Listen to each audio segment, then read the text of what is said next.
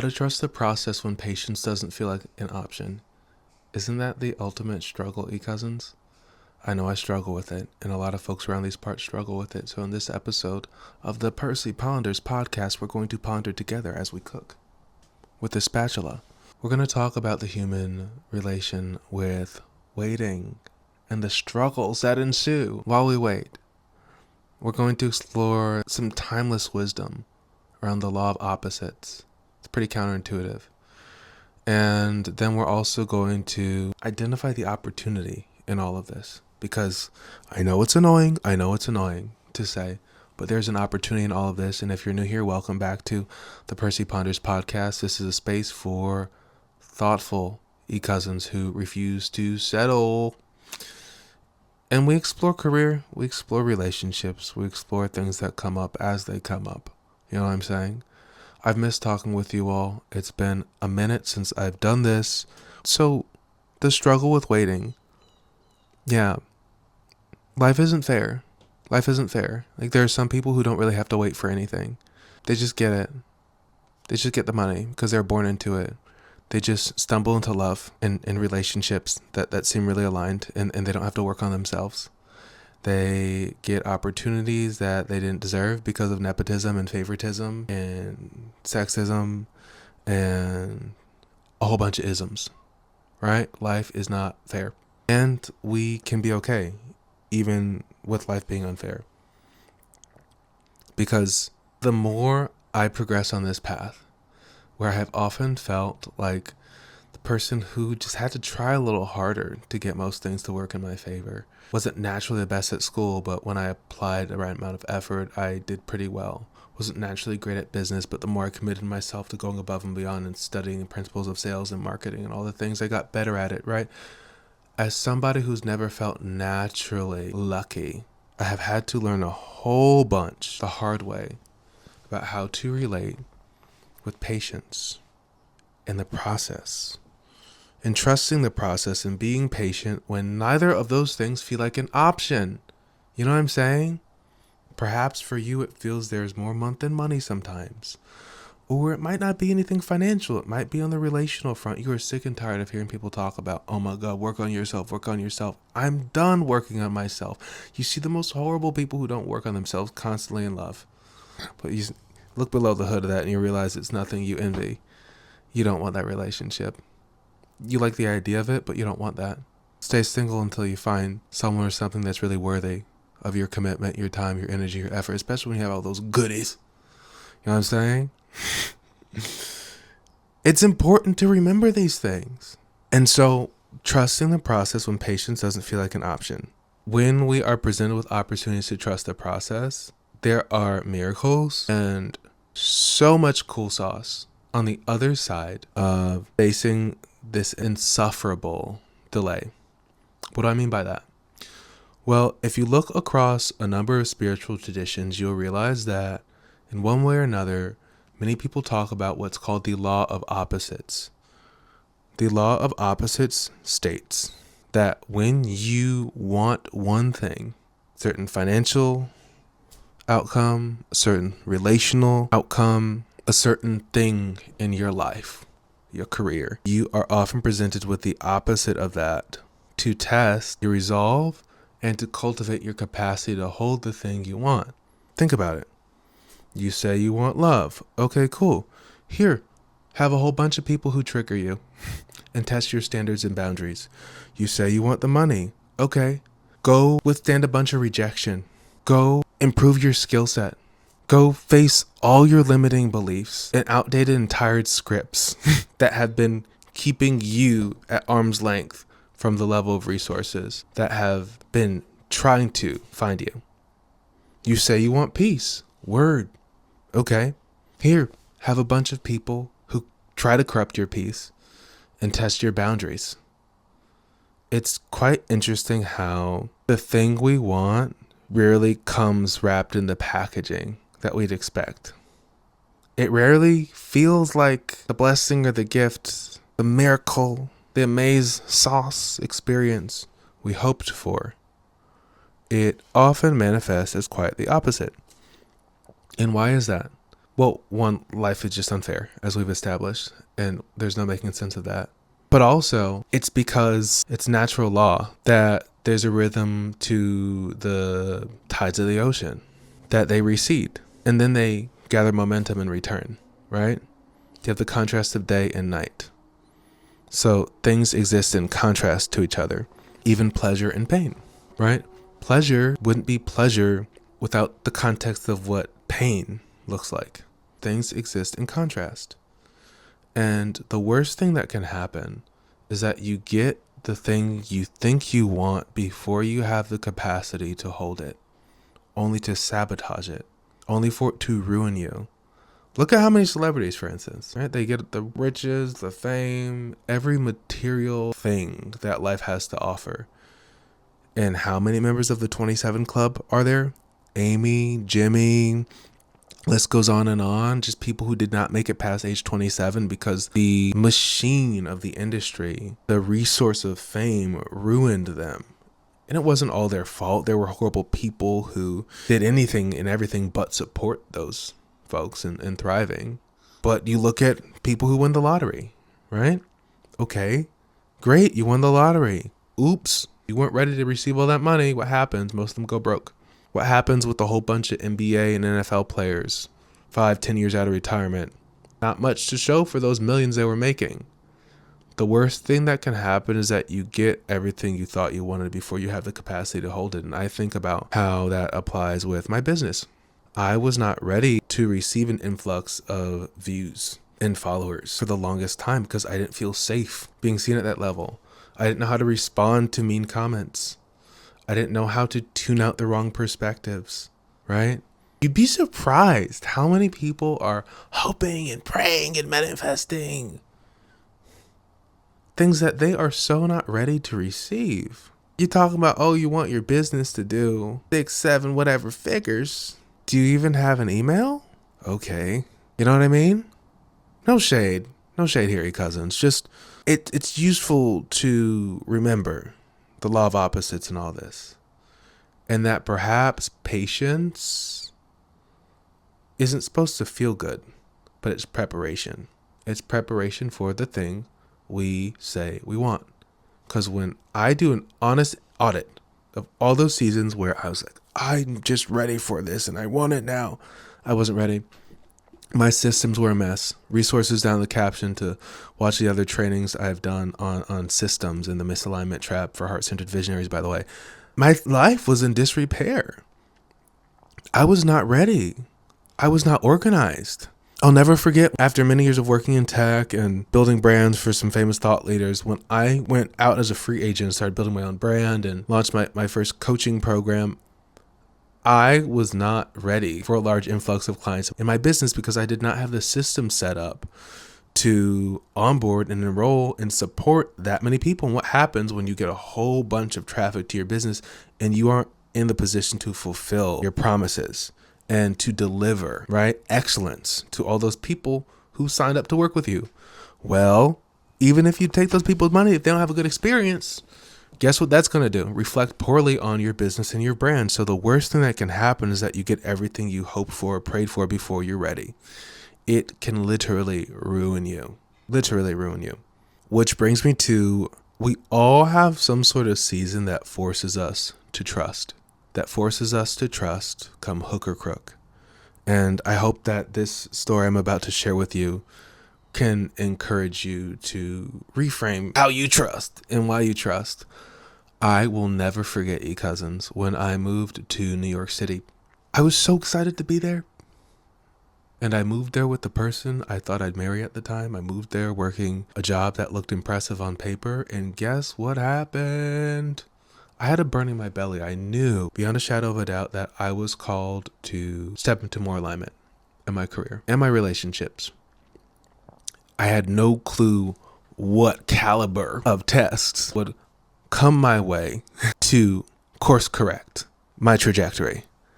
So no more than 2 months into living in New York City, your boy gets laid off. I was running all the learning development stuff, training for a pretty prominent brand. And they just laid me off, limited my department. And then to make matters even better, The relationship I had of almost 3 years ended. Lovely. Oh, that's great. And we're living together. So cool. And so guess what does that mean now? I also have to find housing on top of figuring out the work situation, on top of nursing the grief connected to unmet expectations around this relationship that I thought would be forever, being for just a season. Cool. And in that season, I was met with an opportunity to confront every limiting story I told myself about, oh my gosh, this is how life should have been. Things shouldn't happen to me because, I try to do good and, I work hard. Like, people who do the best in their job should never get laid off, right? Like, I have to confront all of these ideas about how I thought things should have been, right? The money is just going down. There is more month than money, right? And so what did I do in this season? I got resourceful. This season where patience was not an option because I had to figure out where I was going to live, and it wasn't with this ex. We were not on good terms and I needed to get out. I had to figure out, what am I going to do? And so I got resourceful and I realized, okay, I have the gift of performance. I can sing, I can play. I know how to get good jobs. I'm good at applying and networking to do that, but I need to give myself time. So what did I do? I humbled myself. I stopped thinking about what people would think of me. Stopped thinking about what my investment banking friends, my management consulting friends, my friends in med school would think of me. And I took my guitar, my boom mic stand, and I went to busk, aka perform. If you don't know what busk means, it's a British term. I went to busk in Central Park 2 days a week. Lo and behold and lo, cousins. I made over $200 in the first hour I busked that one Saturday. And when I tell you, when I was in this transitional chapter where I felt like my back was against the wall, no money was coming in, I didn't have the clarity of my life purpose that I came into since then with the internet and coaching visionaries through pivotal chapters of their life. I didn't have any of that traction. I hadn't built any of that infrastructure. I'd only known corporate up to that point. I didn't know how to carve out my own lane. But this experience of taking what I had and turning it into more by going to busk in Central Park and making $200 that day showed me an entirely different way of relating with trusting the process when patience doesn't feel like an option. What did it teach me? That even when you feel like you have no resources, you get to have resourcefulness. And your relationship with resourcefulness will dictate what resources you have at your disposal. And what we often do when it comes to wanting something we think we're lacking is we forget that we are a fractal of the divine. I call it God. You can call it whatever. That source that made bees and fleas and trees and the earth and tides and gave humans the capacity to build skyscrapers and the Taj Mahal and paint the Mona Lisa. A fractal of whatever that is in us. Which means that we have some potent creative power in us that is so much bigger than any circumstance we are confronted with. So much stronger than any limiting material circumstance we are confronted with. And so when we realize that what is within us, our mindset, our mentality, what is within us, our resolve to make things better is so much stronger than any material circumstance that would seem to limit us. Oh my gosh, it changes the whole game. It changes the whole game. And so in that chapter of my life where it felt like everything was falling apart, everything was really coming together. Because guess what it laid the foundation for? It laid the foundation for me to realize I do not need to ask permission. I can give notice to the world, to any circumstance that seems overpowering, that I or you get to step in and be the master of this fate. You get to step in and say, I'm going to take these reins. I'm resourceful. I'm resourceful. Where do we start? Where do we begin on this road to being the creator of our circumstances rather than a victim of our circumstances? We start with an awareness of who we are. Fractals of the divine, powerful. We start with an awareness that our beliefs dictate our reality. My belief that, okay, I can make things a little bit better by going to Busk allowed me to start paying my student loan. Private student loans are expensive. And then that buffer I created through doing the unsexy activity of performing in public when no one asked me to perform music in public, but they kind of enjoyed it, allowed me to now have the runway to apply for jobs and get a new opportunity and then start to build up this whole content creator and coaching career and start reaching hundreds of thousands of millions of people on the internet. It all started with the seed of belief that I can be resourceful with what I have. And when we appreciate what we have, it starts to appreciate into more. That sounds corny, but it's not. When you honor that little mustard seed of what you have, it can multiply more than you could possibly fathom. The issue is that a lot of folks have a boulder of doubt and no mustard seeds of faith or belief in their ability to make things better. That trips a lot of people up. It trips a lot of people up. And so when it comes to trusting that process, when patience is not an option, maybe things aren't as dire for you as they were for me. Maybe they are, maybe they're worse. Right? When it comes to trusting that process, when patience doesn't feel like an option, what's the answer? It always is an option, because it is the way. It is the launching pad for our evolution. It is a secret space where miracles get to occur, where synchronicities happen. You'd be surprised how things just start to come together when you honor whatever you're in and realize something about this moment is necessary for my evolution. And next, we realize the law of opposites, as we mentioned, that you ask for one thing and you get the opposite to cultivate your capacity to hold the thing you want. This is exciting.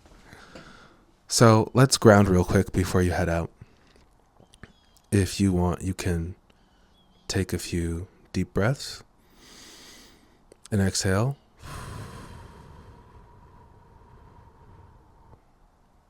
And ground real quick. Today, I am choosing to trust my capacity, to trust my ability to handle whatever comes my way in a resourceful, curious, and joyous manner. I am realizing that whatever obstacle is in my way is a launching pad toward my destiny.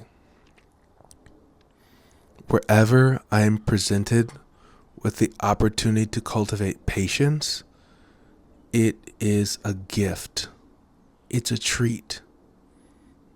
Because I know that what comes on the other side of that is more of the love, is more of the opportunity, is more of the connection, is more of every good thing that is meant for me. I trust and know today that there's nothing worse than getting what I think I want before I have the capacity to hold it. And I realize that any obstacle, any challenge I face on this path will not only cultivate my character, but it can be a part of the story I tell to encourage somebody else who's coming behind me on the path. It is so. With that, go be great, e-cousins. I want to hear more about what you're up to, heart-centered visionaries at a critical crossroads. Resources down in the caption and in the comments on how to take that next step. If you found this useful, feel free to pass along to a friend, and feel free to rate and review this show so it can find more people. Peace, y'all.